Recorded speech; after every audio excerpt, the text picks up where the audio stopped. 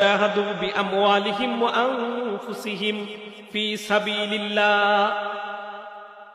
জিহাদ করা লাগবে। জিহাদ, আজকে আমরা জিহাদের শব্দের কথা শুনলে মনে করি মারামারি, হানাহানি, ঠিক না? কিন্তু জিহাদ শব্দের অর্থ, মুহতারাম সভাপতি সাহেব এখানে উপস্থিত আছেন, জিহাদ এটাকে বলা হয় প্রাণান্তকর প্রচেষ্টা করা।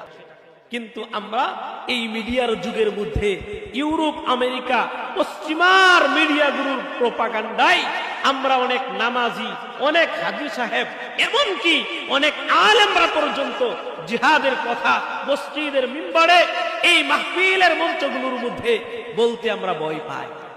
কিন্তু আমাদের উচিত ছিল এই জিহাদ নিয়ে কথা বলা। জিহাদের মূল মাকসাদটা কি? এই ঈমানের পূর্ণতার জন্য আল্লাহ তাআলা 2 নাম্বার শর্ত দিয়েছেন, ওয়াজাহাদু বিআমওয়ালিহিম ওয়া আনফুসিহিম ফি সাবিলিল্লাহ। বান্দা আমার, তোমার ঈমানকে পূর্ণতার জন্য জান এবং মাল দিয়ে আল্লাহর রাস্তায় জিহাদ করা লাগবে।